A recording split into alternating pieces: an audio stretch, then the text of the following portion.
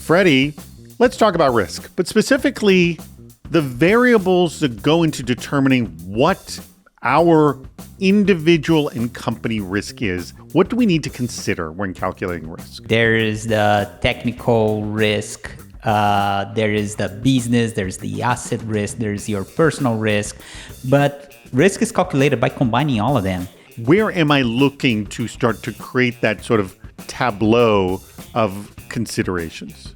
The first thing you need to think about is when you are under risk, there is an associated vulnerability or exposure or weakness that can be exploited. The second one, you can think about what is being affected or impacted by that risk. And last but not least, it is the business context. That asset is there, but it holds PII data. It holds PHI, and I'm on the hook to make sure that data is safeguarded. Or it's a system in production. Why has this been so difficult? Why do we just continue to struggle with this topic? I believe it's because of the technology sprawl. We need to protect all these systems all together, and they are fairly different.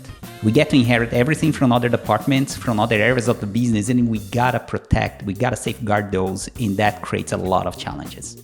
We have a super savvy audience. What would make you sort of a more savvy security professional that you could learn from our audience? First is how and when that information is required. Because when I'm defining the risk and the signals, how hard it is to get it, is that many times you're acquiring those signals, but you're overloading a manual process to do that. Everybody's calling the last signal for that or the missing gaps into triage. We're overloading triage with figuring out these gaps that are not being done automatically for you. So I'm fairly curious of how people are doing these days. Well, guess what? We're going to be discussing this very topic this Friday. That's April 25th, 2025 on Super Cyber Friday.